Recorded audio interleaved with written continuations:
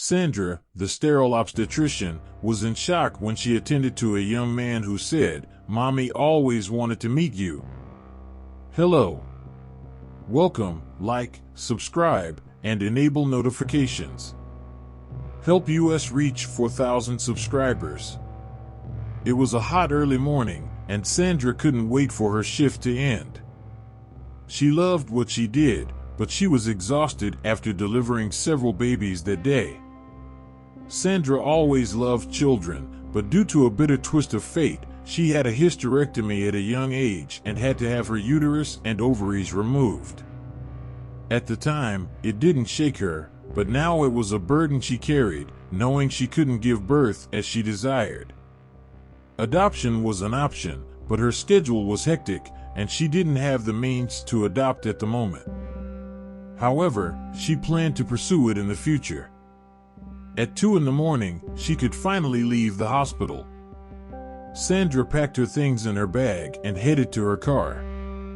Her car was parked outside the hospital parking lot as there were no spaces available in the morning rush, so she had left it on a quiet nearby street. As she exited the hospital door, the overnight security guard offered to accompany her to her car for her safety.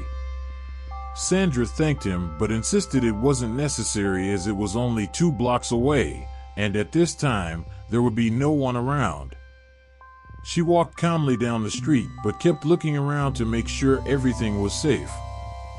Finally, she spotted her car and felt relieved. She got in, arranged her belongings, and prepared to start the engine when a loud thud on the back of her car startled her. She couldn't see who did it and became frightened, thinking it could be an animal or worse, someone trying to get into her car. Sandra started the engine when she saw a poorly dressed and dirty man banging on her car door. This terrified her, and the man said nothing but kept hitting the car window with one hand while touching his chest and neck with the other. Without thinking, Sandra accelerated and drove away from there immediately. As the car moved away, she noticed the man drop to his knees and suddenly collapsed on the ground. Could he need help, or was he pretending? Sandra wondered.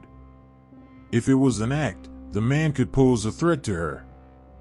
But if he genuinely needed help, she could be leaving someone in danger by denying assistance. She changed her mind and decided to help the homeless man. Her compassionate nature as a doctor weighed in on her decision. Sandra turned her car around to the man's side and quietly prayed for protection before getting out of the car and approaching him. She turned him over and checked his vital signs. He was indeed unconscious, and she noticed his neck was swollen, as if something was stuck in his throat. Sandra rushed to help the man who appeared to be choking. She used her strength to lift him up, even though he was much skinnier and shorter than her, and performed first aid, thinking he was choking. After a short while, he finally coughed up something that looked like a bone or similar object. Sandra, feeling tired, gently lowered the man back to the ground as he coughed and took deep breaths. "Thank you," he managed to say. Sandra asked him how he was feeling, and the man tried to speak again, but his words were still unclear. Taking a risk, Sandra asked him to accompany her to the hospital. She opened the car door, and the man got in. She drove him 2 blocks to the hospital where she worked. The security guard was suspicious when he saw the man in her car, but Sandra explained the situation, and he helped the man into a wheelchair. She accompanied him to the emergency room and left him at the doctor's door, who was on duty at that moment. At this point, Sandra could have gone home, but she waited for the man's examinations to be completed. The doctor informed her that the choking incident wasn't serious, but the examinations revealed that the man was severely malnourished and dehydrated. He would need to be hospitalized for the night for treatment. Sandra felt relieved that the man was doing well and could finally go home. She was so tired that when she got home, she didn't even take a shower or go to bed. She sat on the couch and fell asleep right there. The next day, After taking a shower, she went to the supermarket and did some shopping. Then she went to the hospital to check on the man she had helped. When she arrived at the hospital, she saw the man walking out of the front door. He had been discharged. "Hello, how are you?" she asked. "I'm fine, thank you for helping me yesterday." "I'm sorry for scaring you in the car, that wasn't my intention, but I was desperate," the man said. "My name is Ricardo, once again, thank you very much." Sandra accompanied him to the parking lot and learned that he was not homeless, but he was facing a lot of difficulties and lived in a community. It had been days since he had a decent meal, and he had choked on some food he found in the trash that seemed like a discarded lunch while he was eating in the dark on the street. "Wait a moment, I have something for you," Sandra said. She went to her car and grabbed some grocery bags she had bought earlier and gave them to him.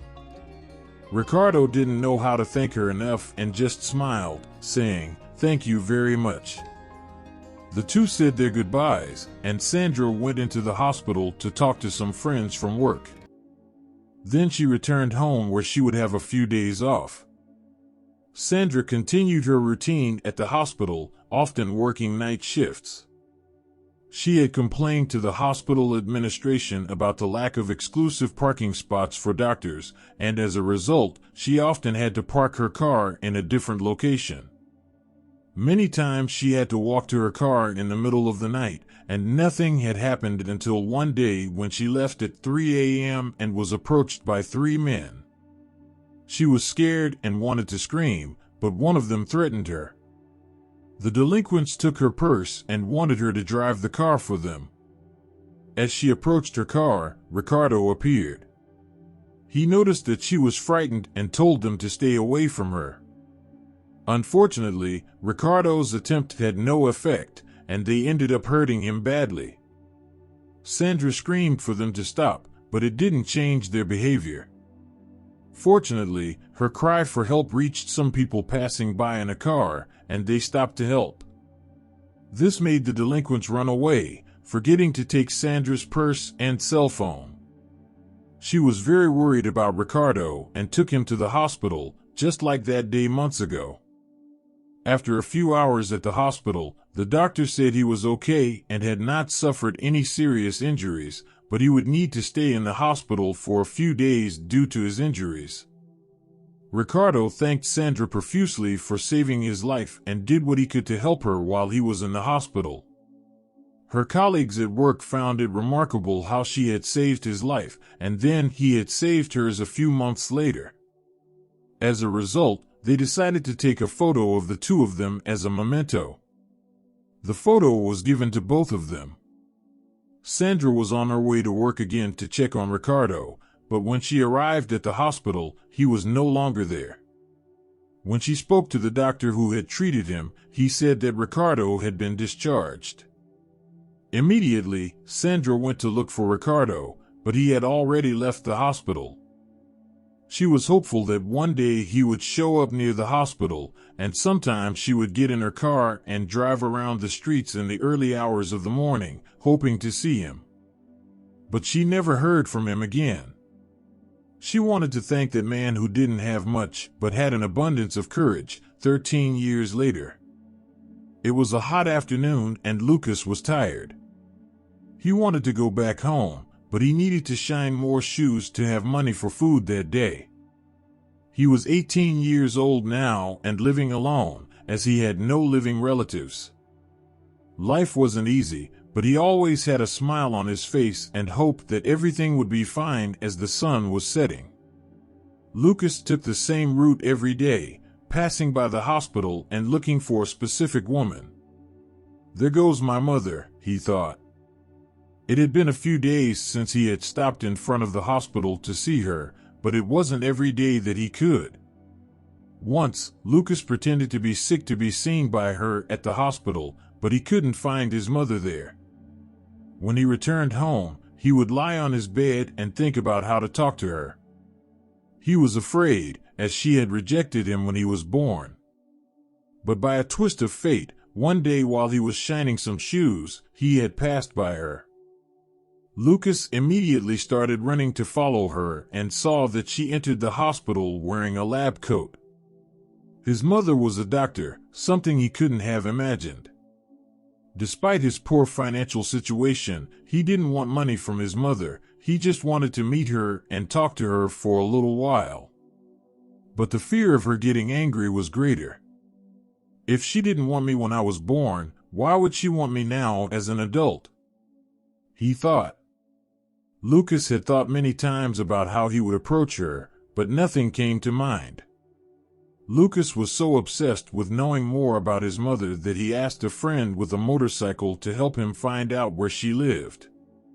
Knowing her schedule, Lucas and his friend followed his mother to her house. It was a beautiful house, but Lucas cried when he saw who came out from inside the house. Sometime later, after she had entered the house, a woman in a nanny uniform came out, followed by the doctor who was holding a child in her arms and kissing them affectionately. Lucas felt envy. He had never experienced a mother's love, and now he was alone in the world. He asked his friend to take him back home, devastated that she had another child but had abandoned him. Bitterly, he thought that this hurt him, and he never went back to the hospital or her house. His heart was wounded, and he didn't feel loved by anyone anymore. A few days passed and Lucas tried to forget about his mother, but fate had more surprises in store for him. Lucas finally got a stable job, and to his surprise, the job was only 1 block away from his mother's house. He was happy to be earning better, but it meant taking the risk of seeing his mother around. Then one day, his mother visited the printing shop where he worked. His heart raced, but he tried to stay calm. "Good morning, can you make some copies of this document?" she said. "Good morning, I'll make them in just a moment," Lucas replied, while making copies of his mother's ID and finally discovering her name, Sandra. Sandra was the name of the woman who had abandoned him, but still had another child afterwards. Lucas wanted to feel anger, but couldn't. After she left, Lucas went back to his daily routine. Months later, Lucas was leaving work late at night, around 10 p.m. He was very tired, and to his surprise, there were no buses because they were on strike. To make matters worse, he didn't have enough money to take a taxi. With no other choice, he started walking back home, which would be an hour-long journey. He passed by his mother's house and saw that there was a light on in the window. Curiously, Lucas passed by his mother's house and saw her sleeping on the couch, which he found strange. Could there be someone else in the house? When he returned to the street, he noticed her car parked nearby and saw something strange inside. As he approached and looked closely, despite the tinted windows, Lucas was shocked to see a baby inside the locked car, fast asleep. He was frantic and ran to Sandra's door, pounding on it desperately. Sleepy Sandra, unaware of the danger of opening the door to a stranger, still let him in. Lucas had always wanted to meet his mother, but now there was a child trapped in the car. Sandra was shocked when Lucas called her mom, but when she learned about her forgotten child in the car, she rushed out in a panic. She had been so tired from her long shifts at work that she had forgotten her baby in the car and had fallen asleep on the couch, crying when she realized he wasn't breathing. Desperate, she brought the baby inside the house, and Lucas went in with her. Fortunately, his 25 years of experience as an obstetrician helped him save the baby's life. The baby coughed and cried, much to Sandra's relief. Sandra took her child to the hospital for further examination, and Lucas was about to leave when she called him to go with her so she could express her gratitude. At the hospital, Sandra thanked Lucas profusely, saying that if he hadn't seen the baby at that moment, her child might not have survived. "Thank you so much, you saved my son's life." "I don't know how to repay you," Sandra said. Lucas remained silent, his expression serious. Something happened, she said. Lucas then took out his wallet, pulled out a photo from inside, and gave it to Sandra. She opened a big smile. Oh my God, it's been so many years, you know Ricardo. I am very grateful to him. He saved my life once, but I never saw him again, said Sandra. Lucas became even more confused and asked directly, Are you my mother? Sandra burst into laughter. Where did you get that idea, my dear? Well, I would have loved to be the mother of such a handsome young man, but I cannot have children. I was sterilized. My son is adopted. Why did you think I was your mother? Lucas was so embarrassed and nervously chuckled. Oh my God, I've been thinking for months that you were my mother. I'm so ashamed. Ricardo was my father. He passed away a few years ago, and I was raised by a friend of his. When I turned 18, I left there and started living on my own. My father never talked about my mother and didn't want me to meet her. He just said that she left shortly after I was born. I always wanted to know her name or where she was, but she was only registered in his name. After my father passed away, I kept some of his belongings as mementos and found a photo. We were always poor, so having a photo was very rare. In that photo, you were with him, and there was a hospital nursery in the background. I assumed that the photo was taken with my mother on the day I was born. Months ago, I saw you passing by and entering the hospital, and you looked exactly like the woman in the photo from years ago.